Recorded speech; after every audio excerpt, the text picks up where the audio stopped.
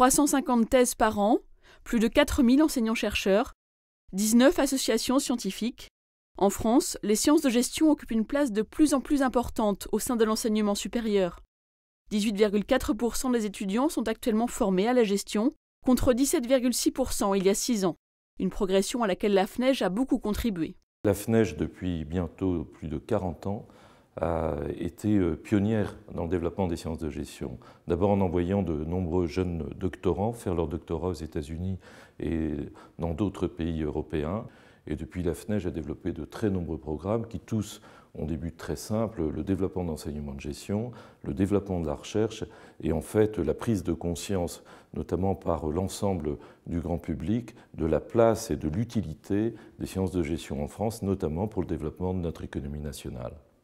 Les IAE appartiennent aux 80 écoles de management inscrites dans le réseau FNEJ. À ce titre, ces 32 écoles universitaires peuvent bénéficier de services sur mesure.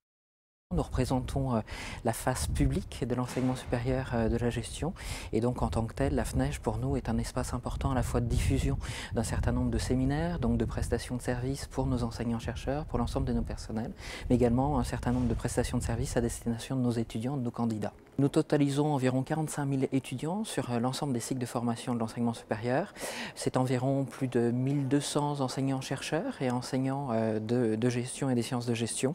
Et puis un corpus d'alumni, donc d'anciens, de plus de 400 000 étudiants. Le poids de la gestion a également augmenté dans les universités classiques pour atteindre 11,6% en 2011. Enfin, les écoles de commerce complètent le paysage de l'enseignement supérieur. Au total, 40 grandes écoles appartiennent au réseau FNEJ.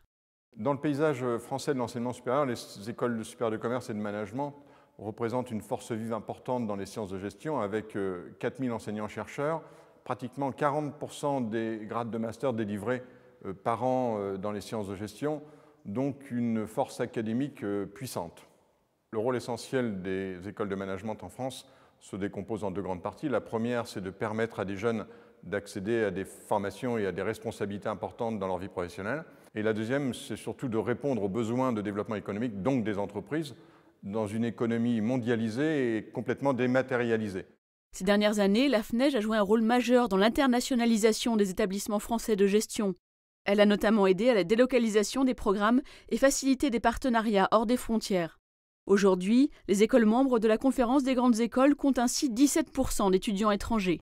Une ouverture indispensable pour garantir une formation de qualité en vue d'assurer la compétitivité des entreprises. Au sein du groupe Mille Merci, on a la chance de travailler avec 22 nationalités qui ont fait leurs études de gestion tant en France qu'à l'étranger.